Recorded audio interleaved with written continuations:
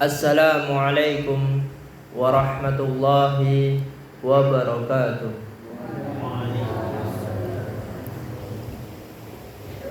Innal hamdalillah nahmaduhu wa nasta'inuhu wa nastaghfiruh wa na'udzu billahi min sururi anfusina wa sayyiati a'malina. Man yahdihillahu fala mudilla lahu wa man yudlil fala hadiya lahu. Wa asyhadu an la ilaha illallah wahdahu la syarika lahu wa asyhadu anna Muhammadan abduhu wa rasuluh. Amma ba'd. Para hadirin jamaah penuntut ilmu yang sangat dimuliakan oleh Allah Subhanahu wa taala,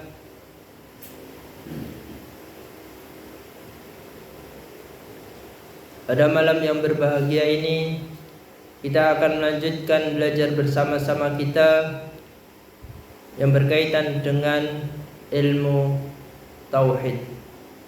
Dan sebelum memasuki belajar bersama-sama, mari kita baca basmalah bersama-sama. Bismillahirrahmanirrahim. Adapun topik yang akan kita pelajari pada malam hari ini berkaitan dengan babu man taraka bisajaratin au hajarin au nahwihima. Berkaitan dengan siapa yang meminta berkah kepada pohon, au hajarin atau batu, au nahwihima atau yang sejenisnya. Di dalam buku atau kitab Al-Jadid fi Syarh Kitab Tauhid yang selama ini kita pelajari, dijelaskan di dalam Quran surat An-Najm ayat 19 sampai 22. Afara'aitumul lata wal uzza wal manata tsalitsatal ukhra alakumud dzakar walahul untha tilka ida qismatun diza. Afara'aitum Al-Lata wal-Uzza, apakah patut kamu orang-orang musyrik menganggap dua berhala, Al-Lata wal-Uzza?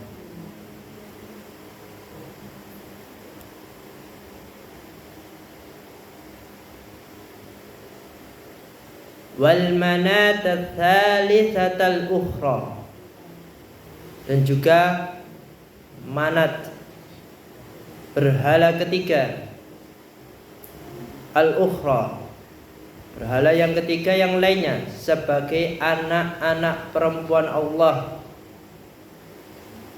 yang kamu sembah. Alakumud dzakar walahul untha, apakah pantas bagi kamu anak laki-laki dan baginya anak perempuan? Tilka ida qismatun diza, itu tentulah suatu pembagian yang tidak adil.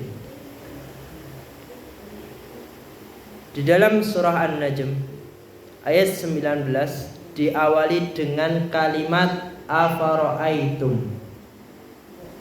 Maksud dalam ayat ini, afara'aitum, akhbiruni, beritahulah atau beritahukan kepadaku.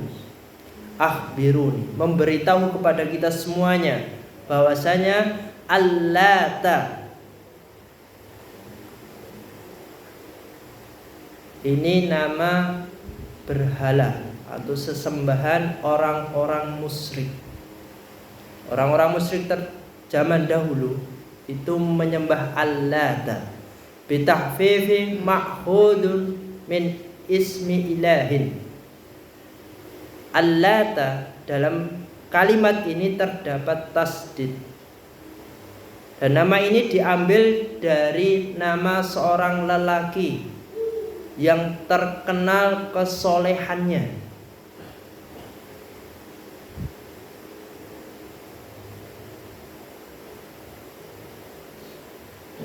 Dan Allata di sini dikenal biasanya membuat makanan orang-orang yang menunaikan ibadah haji.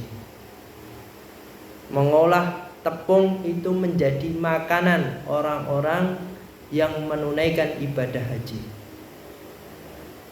Akan tetapi setelah Allata, seorang lelaki ini meninggal dunia,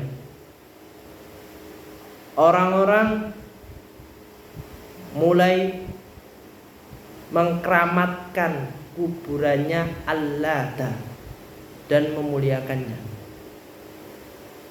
Banyak yang menyembah kuburan orang soleh yang bernama Allat zaman dahulu.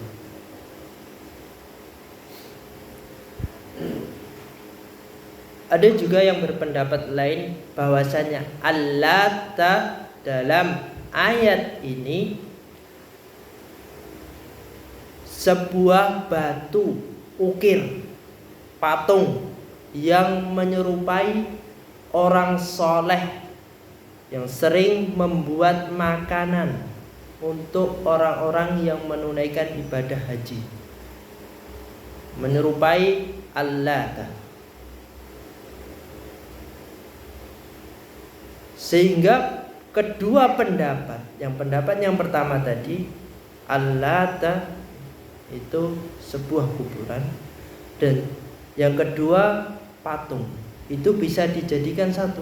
Dipahami bahwasanya kuburannya Allata itu juga terdapat patungnya yang menyerupai Allata.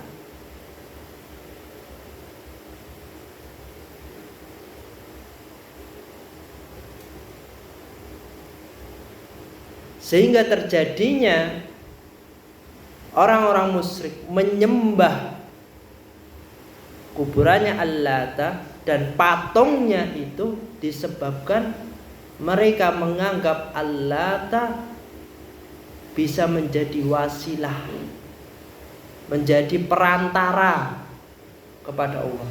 Sehingga banyak orang-orang musyrik itu meminta barokah kepada Allata.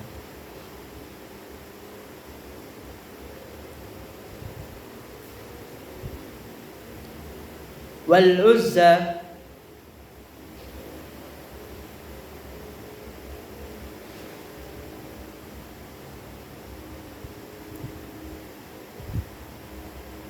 Al-Uzza dalam ayat ini ma'khudun min ismil azizi, diambil dari nama Al-Aziz yang maha perkasa.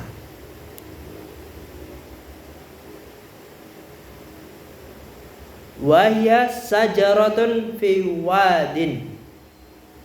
Al-Uzza di sini merupakan pohon di suatu lembah antara Nahlah atau kota Mekah dan Taif. Dan pohonnya ini dikelilingi oleh tirai atau sekarang yang dikenal dengan mori buat mayat. Dan juga pohonnya ini dijaga oleh penjaga, juru kunci yang sering kita kenal.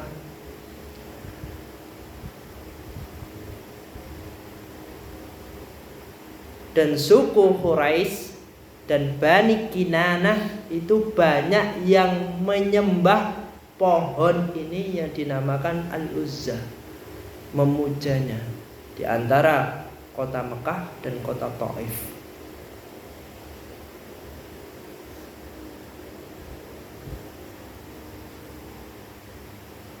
Wal manata, ya, selanjutnya disebutkan wal manata. Apa itu al manat? Ma'khudun min ismil manani. Diambil dari nama al-manan, yang maha pemberi. Kalau al-uz itu al-aziz, yang maha perkasa. Ini nama-nama Allah. Al-aziz, yang maha perkasa. Kan tetapi orang-orang musyrik zaman dahulu dinamakan untuk pohon. Wal manata, al-manan, yang maha pemberi. Ma'khudun min ismil manani. Wa ya binaun, sebuah bangunan yang terletak di kota Musallal, dekat dengan Hudaid. Itu nama kota pada zaman Nabi, antara Mekah dan Madinah. Dan suku Huzzah dan Aus dan Khazraj itu menyembah bangunan ini. Padahal itu dijadikan wal manan, bangunan itu sebagai memulainya memakai ihram bagi orang yang menunaikan ibadah haji atau umroh. Tapi banyak orang yang suku Huzzah, Aus dan Khazraj itu menyembah bangunan ini, wal manata.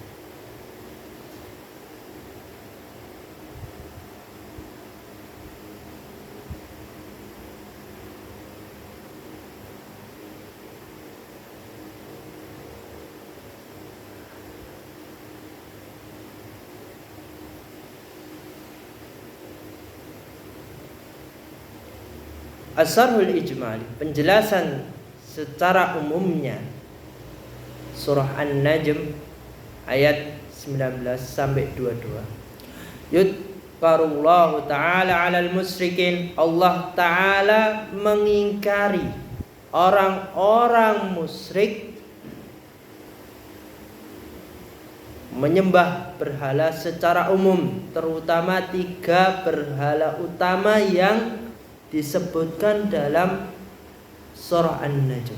Yang pertama tadi nama Pak Bu? Al-Lata. Itu seorang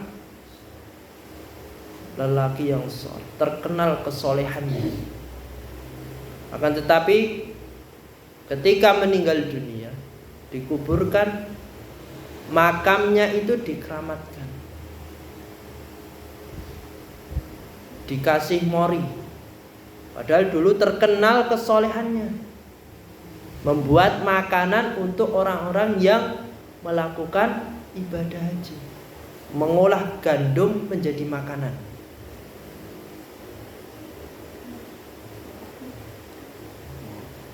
Kalau zaman sekarang banyak kuburan para sunan atau para kiai atau gus itu disembah. Banyak yang mengkeramatkan, sehingga banyak yang mengadakan agenda ziarah tur Sunan Fulan dengan alasan ya ziarah kubur, tapi sampai sana meminta berkah kepada kuburan. Ada juga yang kuburannya itu terdapat sendang. Siapa yang bisa minum air dari sendang itu akan mendapatkan keselamatan dalam menjalani hidup. Nah, tentunya itu merupakan perbuatan kesyirikan. Padahal di surat An-Najm, orang-orang musyrik zaman dahulu banyak yang menyembah Allah. Seorang lelaki yang terkenal kesolehannya sudah diberi gambaran, tapi terulang lagi pada zaman sekarang, masa sekarang, banyak yang menyembah kepada kuburan para sunan atau kiai. Ya emang para sunan itu terkenal dengan dakwahnya, kesolehannya. Para kiai juga begitu. Tapi banyak yang mengkeramatkan sehingga kuburannya diberi mori, disembah, dikeloni. Padahal itu sudah dijelaskan di dalam surah An-Najm.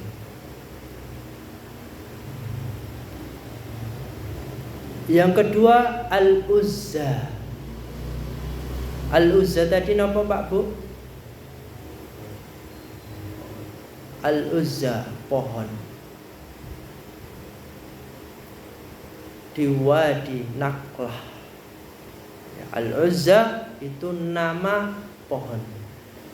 Orang-orang musyrik zaman dahulu itu banyak yang menyembah kepada pohon, meminta barokah, meminta keselamatan. Sudah diberi gambaran padahal dalam surah An-Najm. Tapi zaman sekarang banyak yang ngirim kembang. Apalagi ini hari kemerdekaan 17 Agustus. Ada yang membuat sesajen dikirimkan ke pohon besar. Biar keselamatan menyertai negara kita. Dengan keyakinan seperti itu. Tentunya itu merupakan perbuatan kesyirikan. Jadi kejadian kesyirikan zaman dahulu itu terulang lagi, terulang-ulang. Salah satunya Al-Uzza tadi, pohon besar. Banyak yang masih menyembah Al-Uzza. Wal Manat. Yang ketiga Al-Manat. Bangunan di Musalsal dekat Udais. Itu banyak yang masih menyembah suatu bangunan. Kuburan dikasih kijing, lalu dikeramati. Banyak yang seperti itu.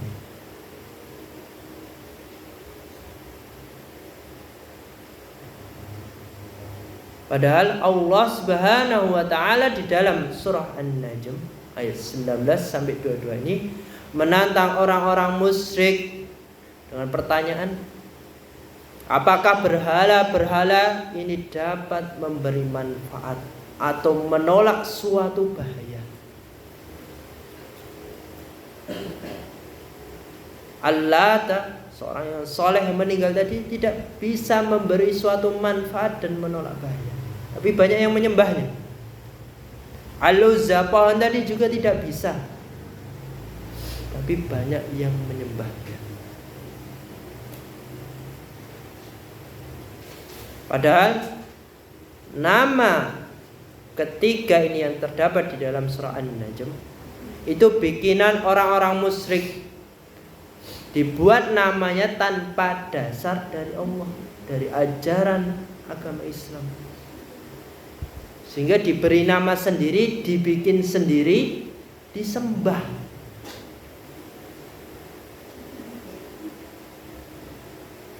Biasanya yang terjadi seperti ini, contohnya 2003 itu dibikin sebuah patung Allah. Ini contoh aja, Allah. Yang membuat patung yang pertama pada 2003 itu tujuannya hanya untuk mengenang, oh ini pemuda yang soleh, harus kita contoh. Tapi pada 2005 orang yang pembuat ini meninggal dunia. Ganti masa yang berikutnya. Selanjutnya orang yang selanjutnya 2026. Ada si A, pembuatnya sudah meninggal. Si A menjadi penafsiran, jadi penafsir patungnya Al-Lata, ditafsirkan sendiri. Oh ya, Al-Lata ini merupakan tokoh orang soleh, harus dimuliakan tempatnya. Nah selanjutnya sampai 2025 itu menjadi patung yang dikeramatkan. Padahal tujuan orang yang membuat tadi cuma hanya mengenang, tapi beda masa, orangnya itu bisa jadi salah arti, sehingga banyak orang yang menyembah kepada berhala. Ada pohon, pohonnya yang pertama cuma pohon asem biasa, tapi dikasih pagar. Orang yang membuat pagar meninggal dunia, ganti orang yang kedua. Oh, ini pohonnya, pohon asemnya kayaknya bisa menyelamatkan dari mana bahaya, bisa memberi suatu keselamatan. Dibikin kotaan untuk menaruh bunga sesajen. Lama-lama disembah. Itu beda masa, disalahartikan. Itu timbulnya suatu kesyirikan. Sebagaimana yang terdapat di dalam surat An-Najm tadi, Al-Lata, Al-Uzza, Wal-Manat.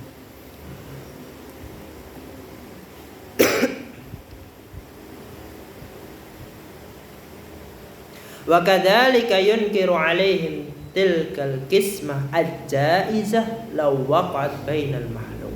Allah juga sangat mencela bagi orang-orang yang melakukan kezaliman, terkhususnya dalam surah An-Najm. Kalau secara mendetailnya itu khusus untuk orang-orang musyrik. Mereka melakukan penguburan bagi anak-anak perempuan.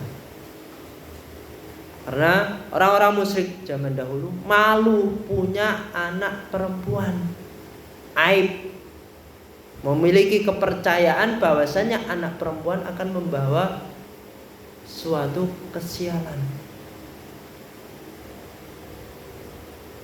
Karena keyakinan orang-orang musyrik bahwasanya anak perempuan itu merupakan anaknya Allah, anak Allah. Yang disukai orang-orang musyrik itu anak laki-laki.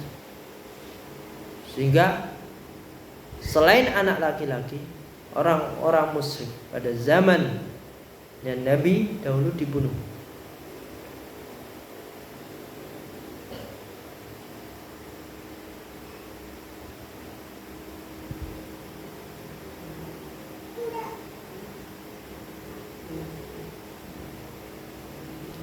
Adapun faidah dalam surah An-Najm yang pertama, wujubul inkaril munkar, kewajiban untuk mengingkari suatu kemungkaran, wajib untuk menolak.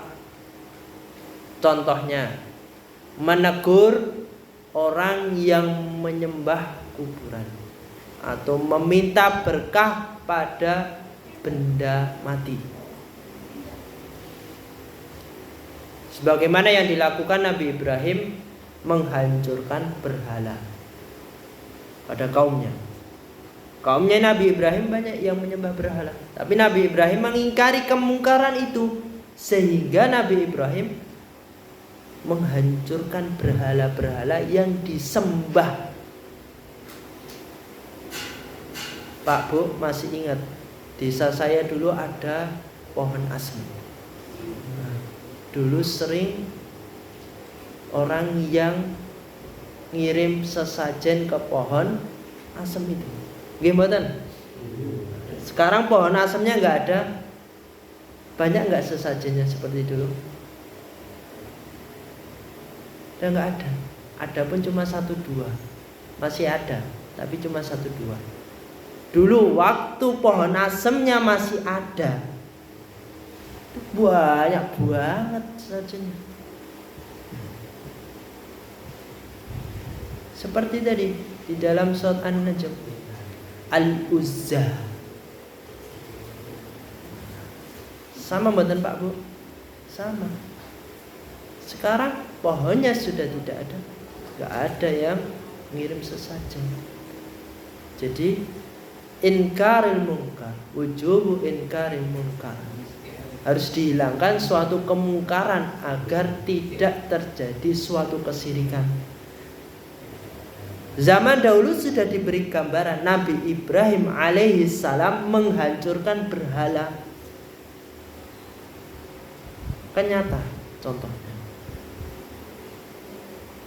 Di desa saya juga begitu. Di dusun. Maksudnya kalau desa itu kelurahan gitu. Nah, kalau dusun itu dusun atau dukuh? Dukuh. Ya, Sokalas dulu itu ada pohon asemnya. Saya sebutin aja apa. Sokalas itu ada pohon asemnya. Dulu itu banyak orang yang ngirim sesajen.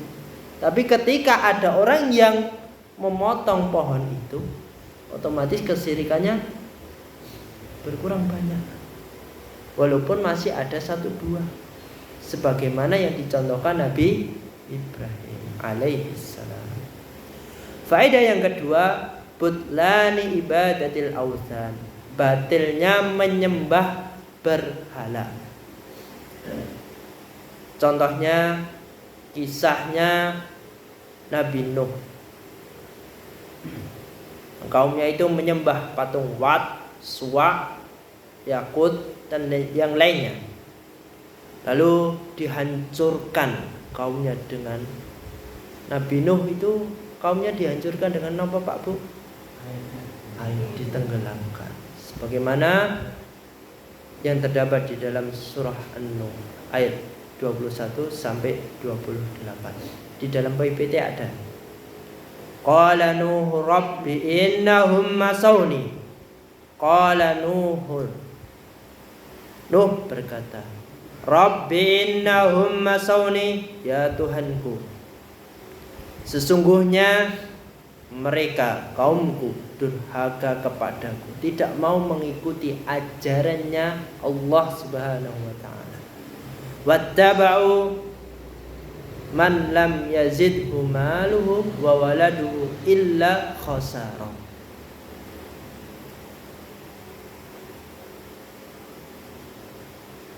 Dan mengikuti orang-orang yang harta dan anaknya hanya menambah suatu kerugian baginya. Maluhu wa waladuhu. Jadi kaumnya Nabi Nuh itu banyak yang digelapkan dengan harta, tidak peduli dengan ajaran yang dibawa Nabi Nuh. Wa waladuhu, dan anak keturunannya illa khasar, sehingga akan menambah suatu kerugian yang sangat besar.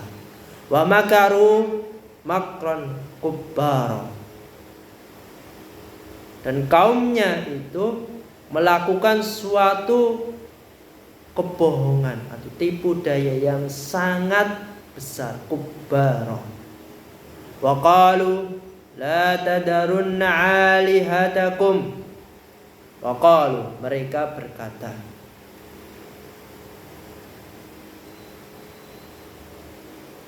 kaumnya Nabi Nuh berkata, la tadarunna alihatakum, jangan sekali-kali kamu meninggalkan Tuhan-Tuhanmu yang disembah.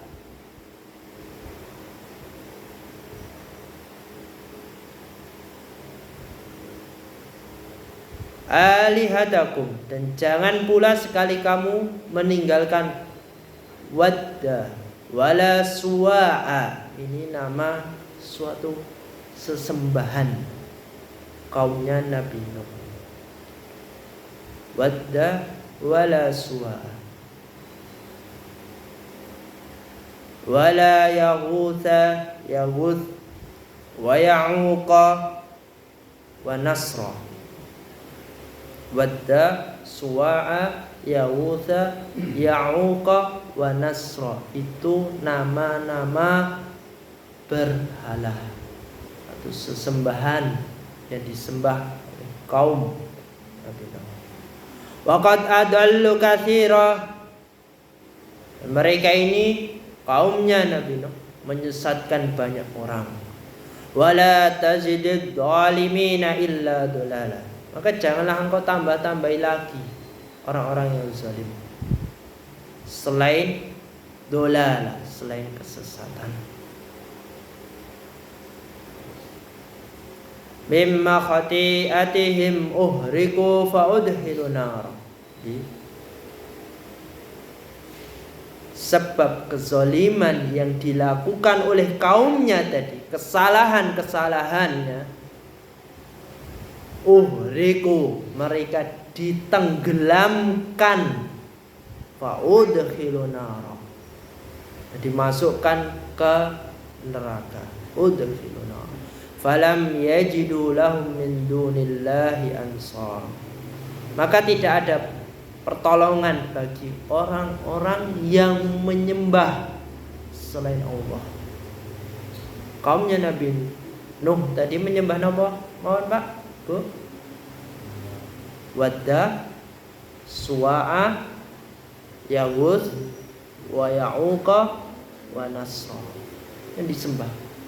Makanya ditenggelamkan, uhriku, ditenggelamkan dengan air, karena mereka melakukan kesyirikan.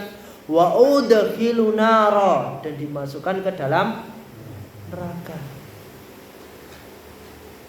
Wa qala Nuh Rabbi, maka Nabi Nuh berkata, Rabbi, ya Tuhanku, la tadar 'alal ardi minal kafirina dayyara. Janganlah dibiarkan seorang pun di antara orang-orang kafir dayyara, untuk tinggal di atas bumi ini. Maka yang tidak naik ke kapal atau mobil, Pak, Bu, Nabi Nuh kapal. Naik kapal. Yang tidak naik ke kapal Nabi Nuh, tenggelam semuanya. Doanya ini, wa qala Nuh rabbi la tadar 'alal ardi minal kafirina dayyara. Nuh berkata dengan doa, ya Tuhanku, jangan dibiarkan bagi orang-orang kafir yang melakukan kesyirikan selamat tinggal di muka bumi ini, sehingga dilenyapkan dengan air.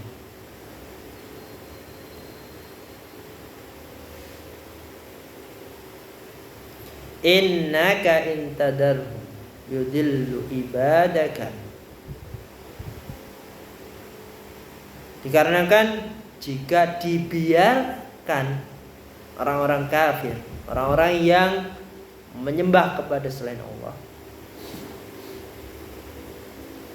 yudillu ibadaka, maka mereka itu akan menyesatkan hambanya.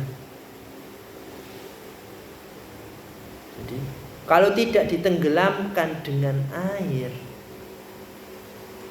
kaumnya Nabi Nuh itu akan membuat kesesatan dan menyesatkan hamba-hamba Allah.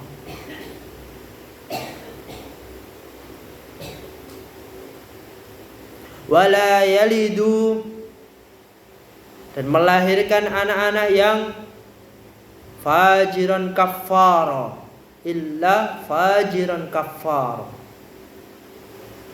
Kaumnya tadi jika tidak ditenggelamkan dengan air, maka akan bertumbuh atau melahirkan anak-anak yang jahat dan tidak tahu rasa bersyukur, kafar. Rabbighfirli wali walidayya.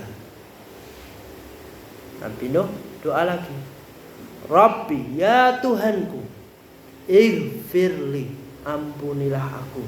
Seorang nabi saja meminta ampunan kepada Allah, apalagi kita harus selalu meminta ampunan.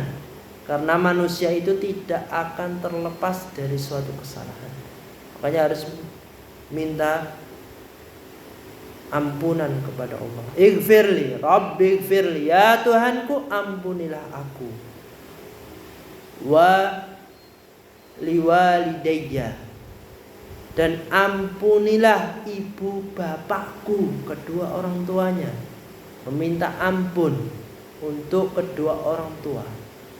Waliman dakhala baiti mu'mina, dan siapapun yang memasuki rumahku dengan keadaan beriman. Walil mu'minina wal mu'minat, itu semua orang, baik itu lil mu'minin, seorang laki-laki yang beriman, wal mu'minat, dan perempuan-perempuan yang beriman. Jadi doanya Nabi itu untuk orang-orang mukmin dan mukminat semuanya tanpa terkecuali, yang memasuki agamanya, yang taat, yang ikut kapalnya tadi selamat semuanya, dan tidak ikut lenyap. Wala tazidid dhalimina illa tabara. Maka doanya berlanjut lagi, wala tazidid dhalimina illa tabara. Ya Allah, janganlah engkau tambahkan bagi orang-orang zalim, orang-orang yang melakukan perbuatan kesyirikan, kecuali illa tabar, kecuali kehancuran. Jadi dihancurkan semuanya kaumnya Nabi Nuh tadi, karena mereka kafir, melakukan sesembahan kepada selain Allah.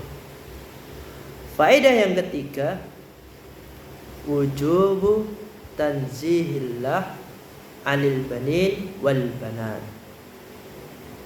Kewajiban untuk mensucikan Allah dari anggapan memiliki anak laki-laki ataupun perempuan. Contohnya, jika seseorang si A ini akidahnya benar, lurus, maka dia memiliki keyakinan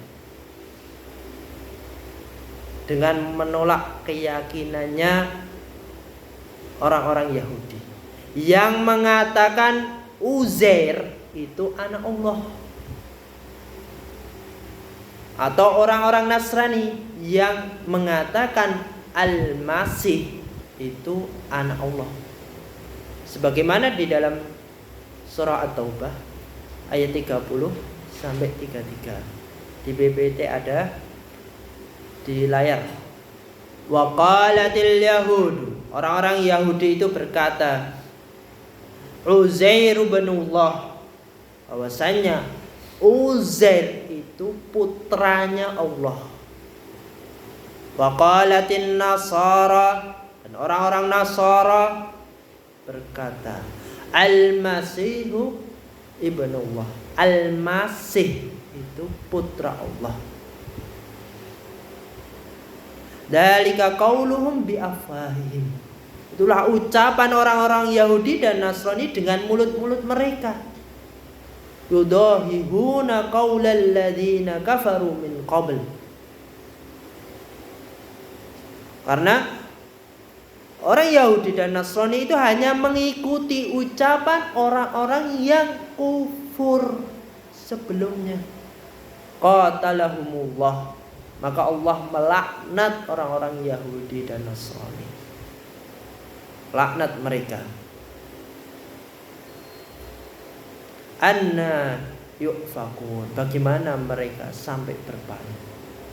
Ittakhadu ahbarahum wa ruhbanahum arbaban min dunillah, mereka menjadikan para rab, orang-orang Yahudi dan para Nasrani, rahib yang sering dikenal dengan rahib, sebagai Tuhan-Tuhan selain Allah.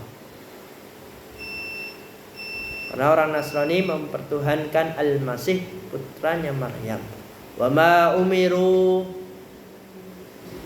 illa liya'budu ilahan wahida, padahal mereka itu tidak diperintahkan kecuali untuk menyembah Allah Subhanahu wa ta'ala. Orang-orang Yahudi dan Nasrani itu diperintahkan hanya menyembah kepada Allah, tapi menyembah kepada rabi dan rahibnya. Subhanahu amma yusyrikun, maha suci Allah dari apa yang mereka persekutukan. Yuriduna ayyutfi'u nurallahi biafwahihim. Orang-orang Yahudi dan Nasrani itu mereka ingin memadamkan cahaya agama Allah dengan mulut-mulut ucapan mereka. Wa ya'ballahu ayyutimma nurahu. Tetapi Allah itu menolaknya. Ayyutimma nurahu. Pada Allah itu malah menyempurnakan cahaya Islam, menghidupkan. Padahal orang Nasrani Yahudi ingin memadamkan. Walau karihal kafirun, walaupun orang-orang kafir tadi tidak menyukai. Walladzi arsalahu rasulahu bil huda wa dinil haq. Yang terakhir, ayat yang terakhir, dialah yang mengutus. Allah itu mengutus seorang rasul. Tujuannya bil huda, untuk memberi petunjuk, wa dinil haq, dan untuk mengajarkan agama yang benar. Liudhiru ala dini kullih, agar terlihat agama Islam itu unggul atas semua agama. Walau karihal musyrikun, walaupun orang-orang musyrik, orang-orang yang melakukan kesyirikan itu tidak menyukai. Jadi orang-orang musyrik, orang-orang yang melakukan kesyirikan wajar apabila tidak menyukai ajaran yang benar, tidak menyukai ilmu tauhid, karena itu bertentangan dengan ketaatan kepada Allah, bertentangan dengan keyakinan. Kalau orang-orang musyrik bertentangan dengan keyakinan menyembah kepada selain Allah, berhala. Mungkin cukup sekian. Jika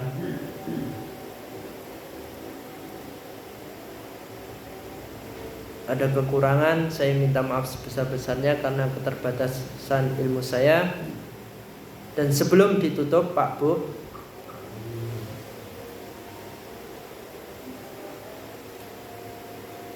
surah An-Najm yang kita pelajari pada malam hari ini, ayat berapa sampai berapa, Pak Bu? Berapa? Ya, 19 sampai 22. Alhamdulillah. Mari kita tutup dengan doa kafaratul majlis.